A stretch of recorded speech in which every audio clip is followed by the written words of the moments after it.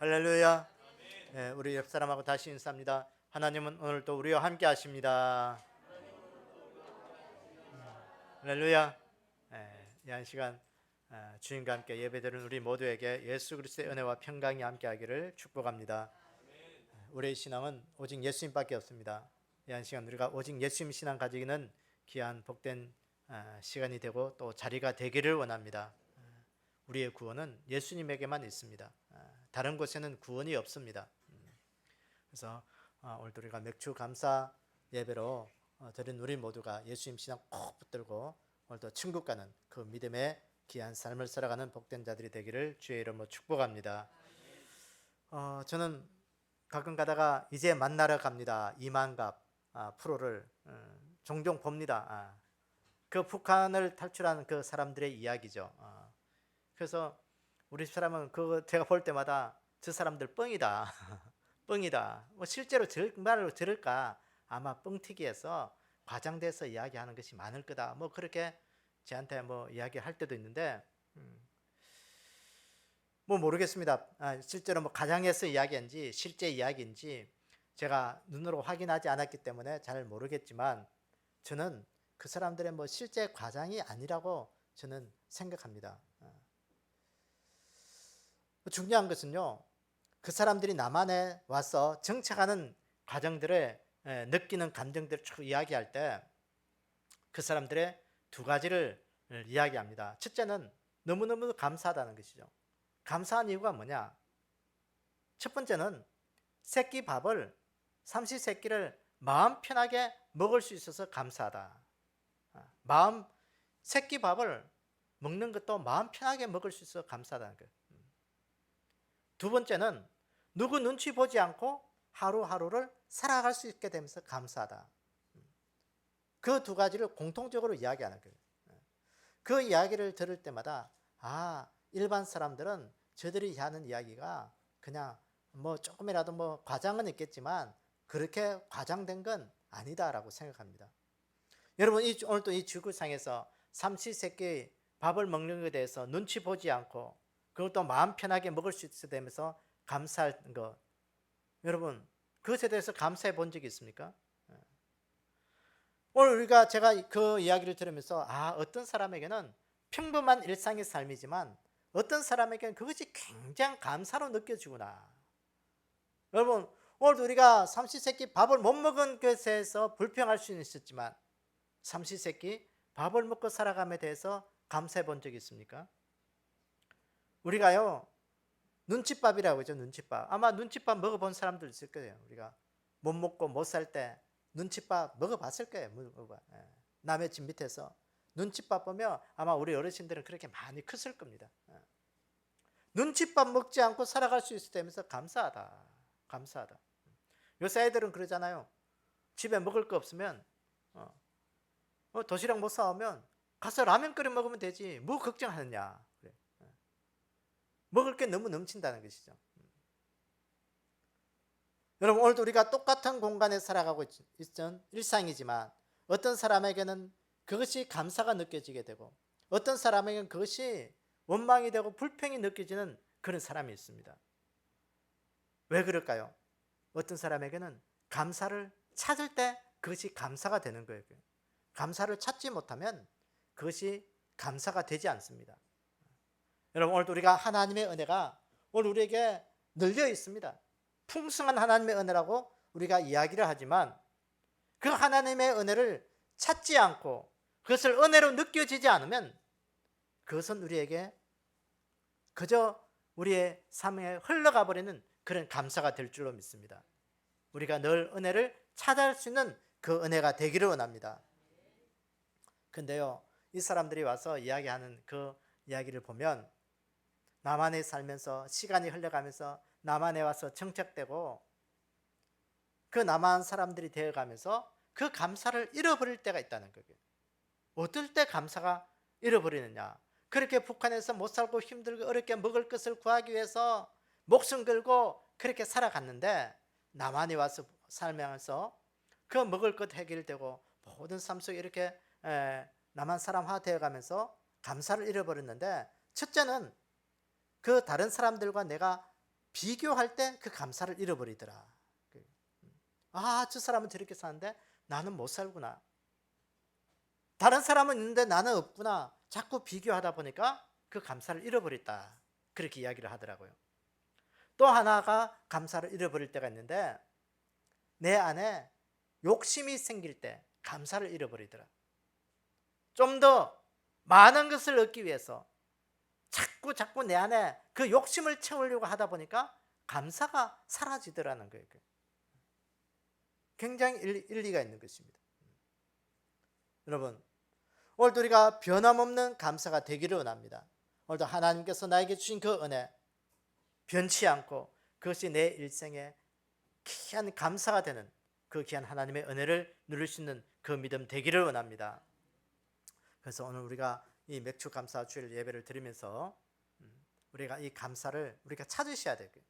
감사를 안 찾으면 감사가 없어요. 이 감사라는 게 참 희한하게 자꾸 내 안에 들어왔다가 감사는요, 뭔가 날개가 달린 듯이 없어져 버리는 것이 감사입니다. 원망불평은 내 안에 와서 이것이 자기 것이냐 주인이냐 내 안에 늘 자리 잡고 있는 것이 원망불평이에요. 그렇기 때문에 오늘도 내 인생의 원망불평이 주인으로 자리 잡지 못하게끔 그건 자꾸 밀어내고 감사가 내 안에 주인 될 수 있는 그 은혜가 있기를 원합니다. 그래서 맥주 감사 주일을 지내면서 이 안에도 이제 반환점을 돌았습니다. 그러면서 늘 하나님의 은혜를 찾고 또 하나님 이 남은 한 해도 하나님의 은혜 가운데 살 수 있도록 그 은혜 앞에 우리가 늘 그것을 주인되게 살아갈 수 있는 그런 귀한 마음을 가지기를 원합니다. 그래서 감사가 내 안에 주인되고 또 이 안에 보세요. 우리 국제적으로나 또 국내적으로 사람 살기 얼마나 힘들고 어려운지 몰라요. 이게 우리가 이 코로나 시대에 이제 2년 3년째 접어들면서 이 코로나가 우리의 삶의 모든 것들을 바꿔놓아 버렸습니다. 처음에 코로나 걸렸을 때 사람들에게 그냥 돈 주니까 얼마나 좋았어요. 돈 주니까 그때는 좋았는데 그 돈의 풀림이 이제는 그것이 이제 돈을 회수해야 될 시기가 되니까요. 우리에게는 그 힘들고 어려움이 이제 온 거예요. 그게. 거기에다가 이제 더 엎친 격으로 러시아하고 우크라이나 전쟁 때문에 이제 곡물값도 끼어나고 이제 자연적인 여러 환경으로 인해서 여러 가지 삶이 빡빡해져 버렸어요. 이제는 우리에게는 좋은 시즌은 다 지나갔습니다. IMF 때보다도 더 힘든 어려운 시기를 이제 전문가들이 우리가 살아내야 할 것이다. 그렇게 진단하고 있습니다.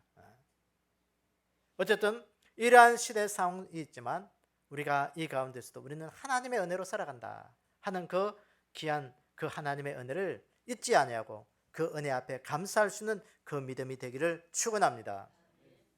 오늘 저는 이 모세의 감사라는 제목으로 말씀을 전하도록 하겠습니다. 이 모세는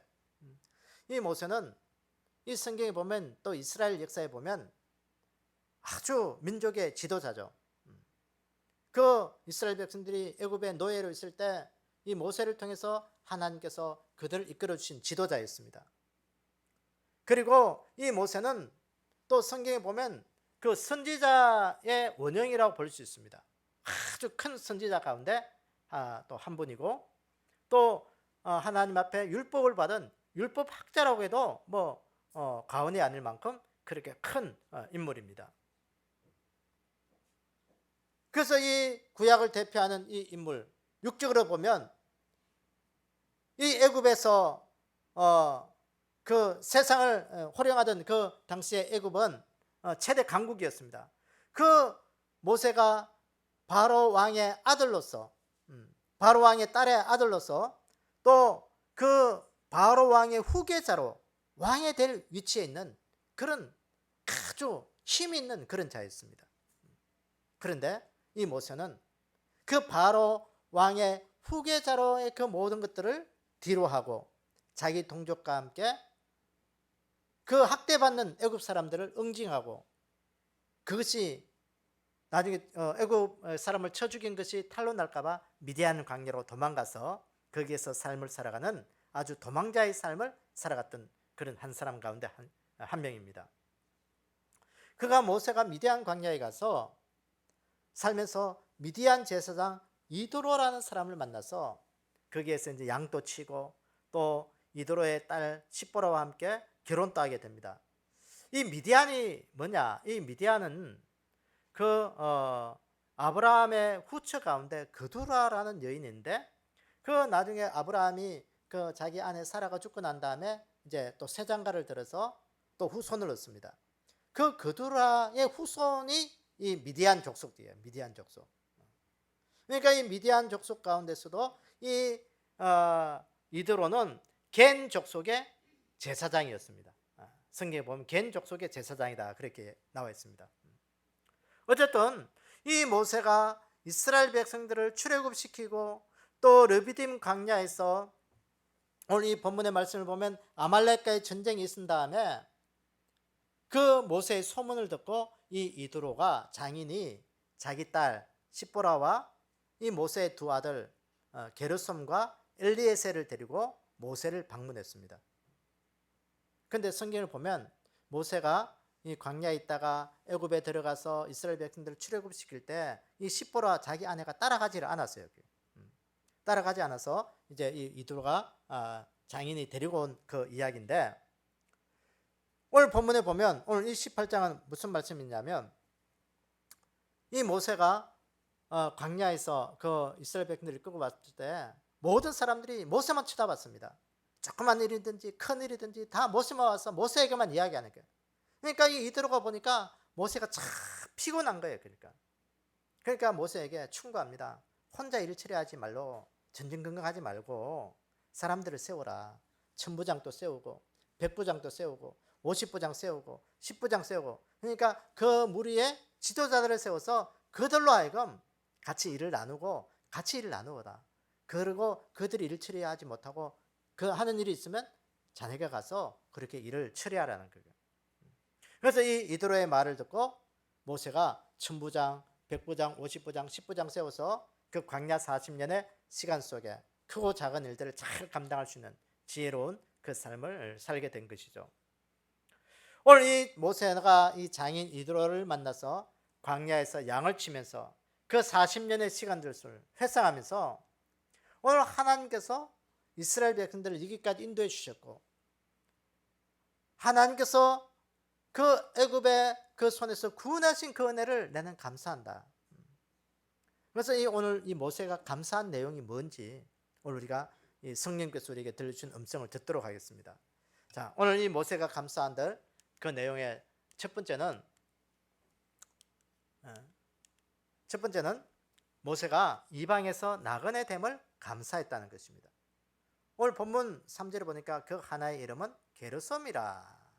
이는 모세가 이르기를 내가 이방에서 나그네 되었다 함이라 그랬어요. 이방에서 나그네 되었다. 애굽에서 모세의 삶은 믿음은 나그네였고 또 이 광야로 도망와서 이 광야에서 삶을 살아가는 것도 나그네의 삶을 살아갔다는 거예요. 이 나그네의 삶을 오늘 우리가 비유한다면 어떤 의미가 있을까요? 이 나그네의 삶은 고난의 삶입니다. 고난은 가운데서 삶이지만 내가 분명하게 이곳에서 살아갈 삶의 목적이 있다라는 거예요. 여러분, 오늘도 우리 인생을 살아가는 데 있어서 오늘도 내가 비록 이 땅에 살아가고 내가 세상 속에서 살아가고 내가 그저 어쨌든 삶을 살아가는 것이지만 내 인생의 삶은 하나님 앞에 분명한 목적 있는 삶을 살아가는 그런 귀한 믿음이 되기를 원합니다. 모세의 삶은 목적 있는 삶이었습니다. 목적 없는 삶이 아니고 그저 흘러가고 그저 그렇게 인생 살아가는 그런 삶이 아니었어요. 애굽에서 바로 왕궁의 밑에서 세상 학문, 애굽의 학문 다 배우고 살았지만 그의 삶 속에는 분명한 하나님 앞에 목적 있는 삶이었습니다. 또 광야에서 그가 이드로의 양을 치고 그렇게 광야에서 그 양을 치는 고난의 삶을 살았을 때에도 그 인생은 목적 있는 삶을 살았다는 거예요. 그 모세의 삶은 그것에 대해서 늘 감사했습니다. 우리가 이 믿음 가지기를 원합니다. 어떤 믿음이에요? 나는 오늘 또 내 인생 속에 하나님 앞에서 목적 있는 삶을 살아가게 돼서 감사하다. 감사하다. 그 모세가 그 광야에 와서 이도로의 딸 그 십보라와 함께 십보라에게 장가들었죠. 그 장가들면서 첫 아들을 낳았는데 그 이름을 게르솜이다 그랬어요. 게르솜. 이 게르솜이라는 이름의 뜻은 나그네라는 이름이 뜻이 있습니다. 의미가 있어요. 그게. 그래서 히브리어로 게르솜, 겔인데 우리가 그 몽골의 그 유목민들이 치는 그 천막을 뭐라고 하죠? 유목민들이 치는 그 겔도 그거예요. 나그네라는 뜻이에요. 나그네. 그러니까 이동하면서 치는 집이라는 뜻이에요. 그러니까 어쨌든 모세가 그 첫 아들을 낳은 다음에 게르솜이다, 나그네다. 내 인생에 괴로움이 있고 고난의 삶이 있지만 내가 이 아들을 낳음으로 말미암아 나에게는 하나님 앞에 분명한 목적을 가지고 살아가는 사람이다는 거예요. 우리의 인생도 이런 인생이 되셔야 돼요. 그럴 때 우리가 감사가 있는 거예요. 내 삶은 오늘도 이 땅에 살아가는 삶이지만 나그네의 삶을 살아가는 인생이다. 내 삶에 분명한 목적을 살아가는 그런 믿음 있는 자라는 것을 우리가 늘 가지는 그 믿음이 되기로 합니다. 그 이유가 뭐겠어요? 우리가 목적 있는 삶의 이유가 있어야 돼요. 내 인생은 방랑자가 아니라는 거예요. 방랑자가 아니에요. 방랑자는 뭐예요? 바람 발길을 머무는 대로, 구름 따라가는 대로, 바람 따라가는 대로 그저 가서 목적 없이 이리저리 떠돌아 다니는 인생이 방랑자의 인생이에요. 나그네의 인생은 뭐냐? 나그네의 인생은 내가 떠돌아 다니는 것 같지만 분명하게 어디로 가야 될 목적이 있는 그런 길을 가는 것이 나그네의 인생이에요. 오늘 우리 인생은 천국 가는 분명하게 목적 있는 그 인생, 나그네의 인생이에요. 나그네의 인생. 여러분, 오늘도 내 인생 속은 하나님 앞에 천국을 향하여 나아가는 그 인생을 살아가는 그런 목적 있는 삶을 살아가는 자다. 그것을 가지고 감사하는 그 인생이 되기를 원합니다. 그래서 히브리서 11장에 보면 이렇게 말씀하죠. 이 사람들은 다 믿음을 따라 죽었으며 약속을 받지 못하였으되 그것들을 멀리서 보고 환영하며 또 땅에서 외국인과 나그네임을 정언하였으니 그들이 이같이 말하는 것은 자기들의 본향 찾는 자임을 나타냄이라. 믿음의 선진들, 믿음의 사람들은 그들이 나그네로 살았다는 거예요. 나그네로 삶의 이유가 뭐겠어요? 천국을 본향으로 삼고 그것을 천국을 바라보며 사모하는 그 삶을 살았다는 것입니다. 여러분, 오늘도 우리의 인생은 외국인과 나그네의 삶이다. 외국인은 뭐예요? 자기의 본국이 있어요. 거기에 돌아가야 돼요. 거기에 돌아가지 않으면 그건 쫓겨날 사람들이에요. 오늘 우리의 인생은 우리 이 땅이 본국이 아니고 우리의 본국은 천국이다. 나그네의 삶이다. 내가 오늘 이 땅에 살아가면서 외롭고 소외되고 쓸쓸하고 참 괴로운 인생을 살아가는 것이지만 내가 이거 다 내려놓고 나는 분명하게 가야 할 그곳이 있다 하는 그런 소망 있는 삶이 되기를 원합니다. 여러분, 우리가 세상 사람들과 다른 점이 뭐겠어요? 세상 사람들과 다른 점이, 세상 사람들은요 괴로운 이 삶을 살아가는 방랑자의 괴로움 속에 살아가고 있습니다. 우리는 때로는 괴롭고 힘들어요. 세상 사람들과 뭐 다를 바 없어요. 그러나 우리는 나그네의 삶을 살아가는 그런 사람이다. 괴로움 속에서 방랑자로 살아가느냐, 괴로움 속에서 나그네로서의 살아가느냐, 그 차이인 것입니다. 어떤 삶이 더 좋은 삶일까요? 나그네의 삶이 되기를 원합니다. 내가 분명하게 나는 가야 할 방향이 있고 목적 있는 그 삶을 오늘도 살아간다는 거예요. 여러분, 릭 워런 목사님이 쓴 목적이 이끄는 삶이라는 책이 있습니다. 그 책에 쭉 보면 그 한 가지 이거예요. 하나님께서 우리 인생을 다 똑같이 지었는데 우리 믿음의 사람들은 하나님이 우리에게 하나님의 목적에 의해서 우리는 창조되었다는 거예요. 나를 여기에 세우신 목적, 내가 여기 일을 하게 하는 목적, 다 하나님의 목적이 있다는 거예요. 목적이 있다는 거예요. 그래서 오늘도 우리가 하나님 앞에 목적 있는 삶이 되기를 원합니다. 목적에 이끌림 받아요. 오늘도 나를 여기 세우신 목적이 뭘까? 그거 분명하게 깨달으면요, 오늘 그 일을 감당해야 되는 거예요. 그게 나그네의 삶이에요. 나그네의 삶.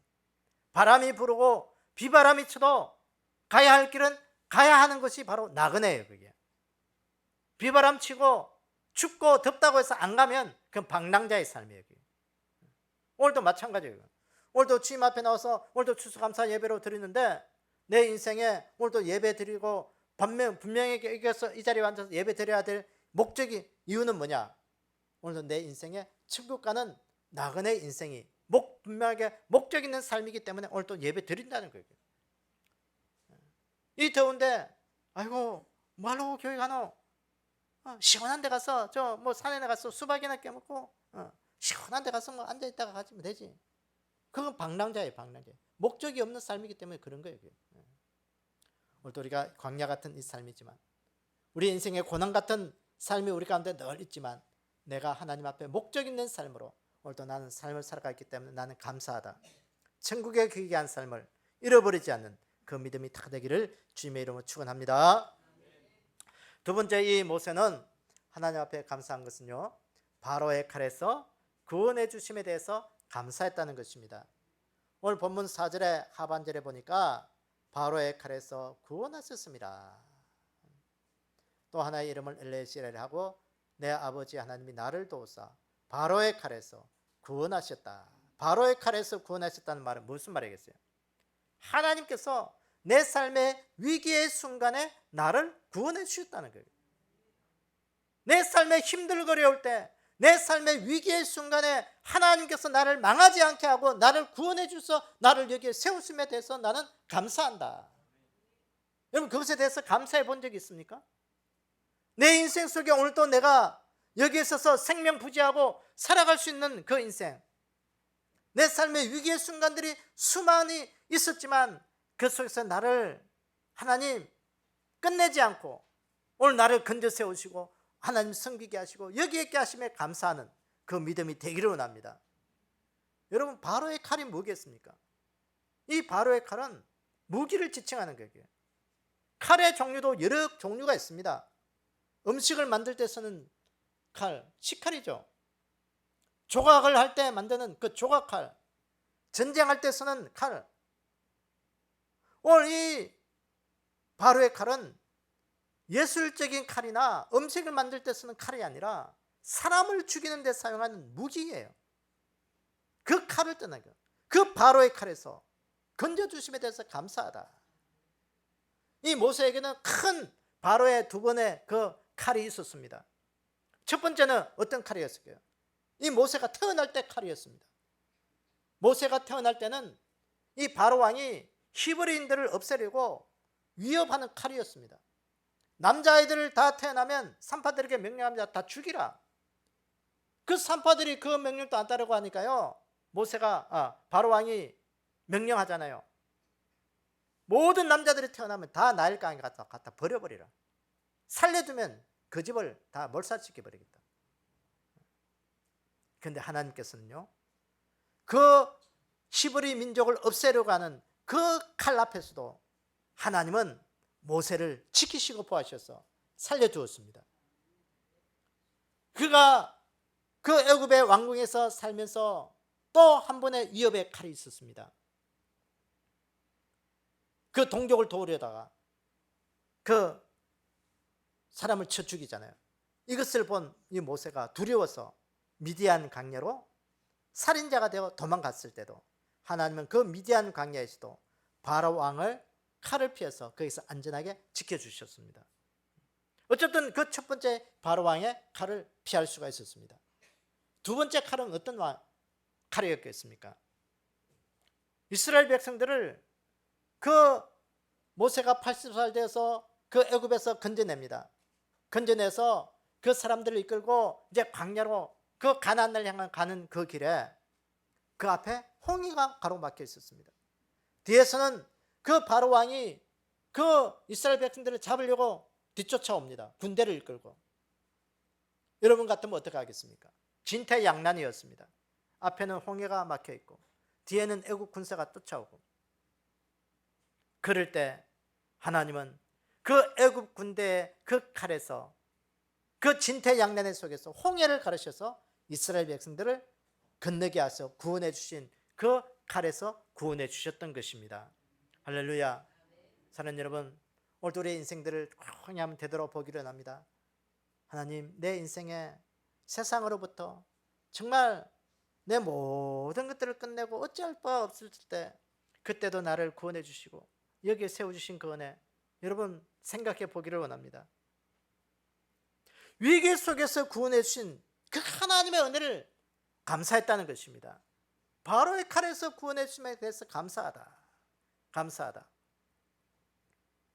삶의 가장 큰 위기, 그때 우리가 가장 하나님의 은혜를 느낄 수 있는 때입니다.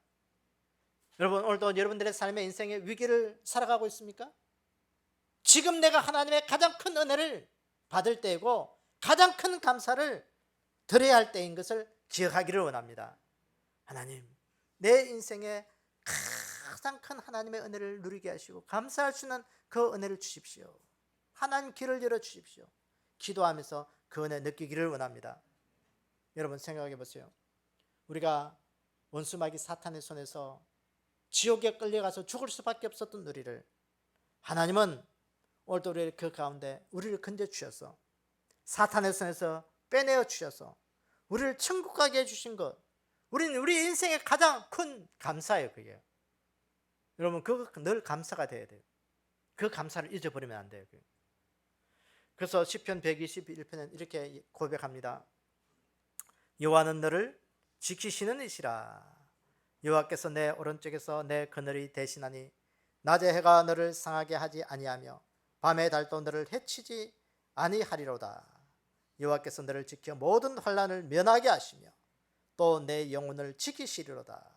여호와께서 너의 출입을 지금부터 영원까지 지키시리로다. 오늘 시편 기자가 하나님은 너를 지키시느니라. 여러분들을 지키시는 이가 누구십니까? 하나님이 되시기를 원합니다. 하나님께서 우리의 우편에 그늘 되어 주신다고 말씀하셨습니다. 낮의 해가 밤의 달이 상치 못하게 해주신다고 말씀합니다. 낮의 해가 무엇이겠습니까? 이스라엘 백성들이 그 광야의 삶을 살아갈 때 그 내리쬐는 그 햇볕을, 사막의 태양볕을, 그 낮의 해를 그늘되게 만들어서 지켜주셨다는 것입니다. 밤의 달이 무엇입니까? 그 사막의 그 추위를 이길 수 있도록 하나님께서 지켜주셨다는 겁니다. 그래서 이스라엘 백성들을 낮에는 구름 기둥으로 밤에는 불 기둥으로 보호해 주셨던 것입니다. 그 어려움 속에서도 하나님께서 모든 환난을 면하게 해주시며 지켜주셨다는 거예요. 여러분, 이 모세가 그 위기 앞에 구원받은 데서 감사했습니다. 감사가 뭐냐? 오늘 우리의 인생을 풍성함으로 만드는 삶의 요소입니다. 여러분 주위에 가만히 보세요. 원망불평하는 자들은요, 삶이 메말라 있다는 것을 발견하게 됩니다. 너 삶에 메말라 있어요. 건조한 것 같아요. 근데 감사하는 자들 옆에 있으면요, 뭔가 풍성해짐을 느끼는 거예요. 덩달아 기분이 좋아지는 걸 느낍니다. 원망불평하는 자들 옆에 있으면요, 덩달아 인생이 짜증나. 두 번 다시는 같이 있기 싫은 그런 마음이 있습니다. 감사하는 자 옆에 있으면 늘 같이 있고 싶어져. 부러워져요. 오늘 우리 인생이 어떤 인생이 되기를 원하십니까? 내 인생을 구원하신 그 하나님의 은혜 앞에 오늘도 내가 감사할 수 있는 그 믿음. 하나님, 내 인생을 풍성함으로 채워주십시오. 그 풍성함의 체험이 뭐냐? 감사예요. 감사. 감사는 내가 하나님 앞에 나아가는 연결고리인 것이에요. 감사는요, 하나님과 내가 연결된 연결고리인 것이에요. 원망불평은 사탄이 이끌어가는 연결고리인 것이에요. 하나님과 연결되기를 원하십니까? 아니면 사탄과 연결되기를 원하십니까? 감사를 찾으셔야 돼요. 감사는 안 찾으면 절대로 내 것이 되지 않습니다. 그저 날개가 달려서 날아가 버리는 것이 감사예요. 감사. 오늘도 감사를 찾아서 하나님과 연결된 그 은혜의 풍성함을 누릴 수 있는 그 믿음이 되기를 주의 이름으로 축원합니다. 여러분, 요한계시록 3장에 보면 라오디게아 교회 이야기가 나오고 있습니다. 그 라오디게아 교회의 특징이 뭐냐? 종교다원주의, 세속주의, 민주주의를 표방하는 것입니다. 그 종교다원주의가 뭐냐? 세상의 모든 것들은 다 세상이 지배하고 하나님의 구원을 이야기하는 것이 아니라 세상의 모든 종교의 구원은 다 똑같다. 기독교만 구원이 있는 게 아니라고 이야기하는 것이 종교다원주의입니다. 이 라오디게아 교회의 특징이 오늘 이 시대의 특징인 것이에요. 세속주의적이고 종교다원주의적이고 민주적으로 모든 것들을 해결하려고 하는 그런 교회의 특징을 가지고 있었습니다. 세속주의 특징이 뭐냐? 음행이죠. 음행. 영적 음행. 하나님이 더 이상 내 인생의 보호자가 될 수 없다. 하나님만의 유일한 구원자가 될 수 없다. 어쨌든 이 시대의 특징이 라오디게아 교회 특징과 똑같은 거예요. 그래서 이 라오디게아에 보면요, 여기 보니까 공고한 것과 가련한 것과 가난한 것과 눈먼 것과 벌거벗은 것을 알지 못했다는 거예요. 자신이 하나님 앞에 어떤 상태인 것을 몰랐다는 거예요. 여러분들은 하나님 앞에 어떤 삶의 모습을 살아가고 있는지 알기를 원합니다. 내가 오늘 감사로 살아가는 건지 원망 불평으로 살아가는지 그것 좀 깨닫는 그 믿음이 되기를 원합니다. 그래서 이 한국교회가요, 이 종교다원주의, 세속주의, 문지주의가 들어오고 또 이 코로나 시대가 되면서 이 한국교회 성도들이 주일 예배를 이제 잃어버렸어요. 얼마 전까지만 해도 이 한국교회가 800만 성도가 주일 예배에 출석하는 그런 출석 인원이었습니다. 이 코로나가 되면서 한 300만으로 확 줄어버렸다고 합니다. 여러분, 오늘도 우리 안에 이 감사로 회복할 때 하나님께서 내 인생을 큰 칼에서 구원해 주신 그 하나님의 위대하신 그 하나님 앞에 우리가 늘 감사로 나올게 되는 그 믿음이 되기를 원합니다. 그렇게 돼야 돼요. 감사를 잃어버리면 이제는 우리의 모든 잃어버린다. 감사로 회복하면서 하나님께서 내 삶의 위기 앞에 구원하는 그 귀한 은혜를 누리는 그런 믿음 되기를 주님의 이름으로 축원합니다. 세 번째, 이 모세의 이 감사의 세 번째는 하나님의 도우심을 감사했다는 것입니다. 오늘 본문 4절의 그 상반절에 하나의 이름을 엘리에셀이라. 이 엘리에셀은 모세의 두 번째 아들이었습니다. 그 두 번째 아들을 엘리에셀이라 했는데 이 엘리에셀을 낳고 난 다음에 내 아버지의 하나님이 나를 도우셨다. 세 번째 이 모세가 감사한 것은 하나님의 도우심을 감사했다. 그 둘째 아들을 낳고 엘리에셀이라 부르면서 하나님이 나의 모든 것 도와주신 것을 감사하다. 하나님의 도우심이 없으면 오늘 나는 이 삶의 모든 것들이 불가능했을 것이다 라는 것을 깨닫게 된 것입니다. 여러분, 오늘 내가 여기에 있은 것은 하나님의 도우심과 은혜로 내가 여기에 있다는 것을 기억하기를 원합니다. 하나님의 도우심과 은혜가 아니었으면 오늘 나는 여기에 있지 못할 것이야. 그것이 내 믿음이 되어야 돼요. 그러면 어떤 게 이거보다 훨씬 못하게 힘들고 어렵게 살아갔을 것이다. 오늘도 하나님, 제가 늘 이야기하지만 하나님은 오늘도 우리에게 무엇을 주신다? 최선의 것을 주신다. 제일 좋은 것을 오늘 나에게 주셨다. 그건 늘 기억하셔야 돼요. 오늘 나에게 가장 좋은 거 주셨다고 생각하지 못하면요, 그거 원망하고 불평이 되는 거예요. 오늘 하나님 나에게 가장 좋은 거 주셨어. 하나님이 나에게 가장 좋은 거 주셨어. 늘 기억하셔야 돼요. 그래서 오늘도 가장 좋은 거 주셨기 때문에 하나님의 도우심으로 오늘 나는 여기에 서 있는 거야. 오늘 그 믿음 되기를 원합니다. 그래서 하나님께서 모세가 그 둘째 아들을 낳고 난 다음에 그 믿음의 고백이었습니다. 엘리에셀이라. 하나님이 나를 도우셔서 오늘 또 내가 여기에 서 있다. 하나님의 은혜 베풀어 주셔서 오늘 또 나는 여기에 있다. 이 모세가 결코 그 하나님의 은혜를 잊지 않았습니다. 모든 것이 하나님의 도움이었고 하나님의 은혜였다 고백했던 것이죠. 여러분, 오늘도 이사야서 43장에 보면 아이고 이거 빠졌네. 이사야서 43장에 고백이 있는데 이 야곱의 이야기가 있습니다. 야곱은 고난의 대명사입니다. 이 야곱의 그 이사야서 43장 보면 야곱이 물 가운데 건널 때, 불 가운데 지날 때, 강을 건널 때 그 불이 사르지 못하고 물이 나를 침몰하지 못하고 강이 나를 어떻게 하지 못했다. 모든 것이 하나님이 나의 구원자가 되시고 하나님이 나를 도와주시는 분이다. 하나님이 나를 건져주시는 분이다. 고백했던 것입니다. 여러분, 오늘도 우리의 인생이 이 믿음의 고백이 되기를 원합니다. 내 인생 속에 물 가운데 건널 때에도, 불 가운데 지날 때에도, 강을 건널 때에도 하나님이 나를 도와주시는 분이기 때문에 나를 어떻게 이 어려운 환경이 나를 어떻게 하지 못하리라. 여러분, 우리의 내일 일을 알 수가 있습니까? 내일 일을 알 수가 없습니다. 한 치 앞도 알 수가 없어요. 그래서 바울은 한 치 앞도 알 줄 모르는 우리에게 이렇게 이야기하죠. 항상 기뻐해라. 쉬지 말고 기도해라. 범사에 감사해라.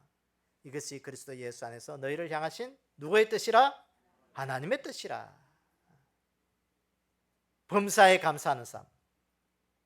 범사가 뭐예요? 어떤 순간에도 숨쉬고 있는 순간, 모든 순간에 하나님께서 나와 함께 하신다는 것을 고백하는 것이에요. 감사가 그예요. 감사가. 여러분, 모세의 모든 인생길에 하나님의 도우심으로 여기까지 왔음을 고백했던 것처럼 우리 인생 속에서도 모든 삶의 순간마다 일마다 때마다 위기 가운데 나를 건지시고 도와주신다는 것을 고백할 수 있는 것이 우리의 믿음이 되기를 원합니다. 하나님께서 나를 도와주셔서 여기까지 왔구나. 여기까지 왔구나. 여러분, 오늘 이 맥주 감사주일을 보내면서 이 모세의 감사를 생각하면서 우리가 다시 한 번 더 말씀을 좀 정리하기를 원합니다. 광야의 삶을 지나면서 모세가 그 첫 번째 아들 게르솜을 나오면서 내 인생은 나그네의 삶이라 고백했습니다. 나그네의 삶은 어떤 삶이라고요? 목적 있는 삶. 오늘도 하나님 앞에 내가 목적 있는 삶을 살아가게 돼서 감사하다. 우리의 가장 큰 목적은 무엇이겠습니까? 천국 가는 거예요. 천국 가는 거. 천국 가는 목적의 삶을 오늘 또 그것이 믿음의 삶이에요. 믿음의 삶. 믿음의 삶을 살아가게 된 것은 감사하다. 그 감사가 이 귀한 시간에 우리가 가운데 있기를 원합니다. 둘째, 이 모세는 바로의 칼에서 구원해 주신 것에 감사했다 했습니다. 오늘도 하나님, 내 인생이 지옥 가는 그 인생의 반열에 있지 아니하고 천국 가는 하나님의 그 구원의 반열에 있게 하심을 감사합니다. 그 감사가 우리 감사가 되기를 원합니다. 여러분, 오늘도 가만히 생각해 보세요. 내가 오늘 또 지옥 간다고 생각하면 끔찍한 거예요. 오늘도 내가 예수 믿고 신앙생활하고 교회 다니는 것이 오늘도 천국 가는 그 길이다. 천국 가는 그 길이다. 얼마나 감사해요. 얼마나 감사해요. 세 번째는 모세는 하나님의 도우심으로 오늘 내가 여기에 있다 고백했습니다. 우리의 모든 삶의 순간이 하나님께서 오늘도 나를 도우셔서 오늘도 내가 여기에 있음을 감사하는 우리의 믿음이 되기를 원합니다. 오늘도 하나님은 나는 하나님의 자녀이기 때문에 나는 하나님의 도움과 하나님의 은혜로 하나님께서 나 이게 가장 좋은 것으로 나를 날마다 채우시는 분이다 하는 그런 감사가 오늘 우리 인생 가운데 늘 있게 하셔서 오늘도 이 감사절에 이 모세의 감사가 우리의 감사가 되어서 오늘 이 땅의 감사로 내 삶을 풍성하게 만드는 그런 귀한 은혜가 있는 우리의 삶이 되기를 주님의 이름으로 축원합니다. 아버지 하나님, 오늘도 감사로 예배 드릴 수 있도록 은혜 주신 것 감사합니다. 우리 자신들을 다시 한번 하나님 앞에 돌아보게 하시고 우리의 믿음을 증거하게 하시고 감사로 세우게 하신 것 감사합니다. 하나님, 오늘도 내 삶을 살아가는 이 모든 삶이 하나님 앞에 분명한 목적 있는 삶을 살아가게 도와주시옵소서.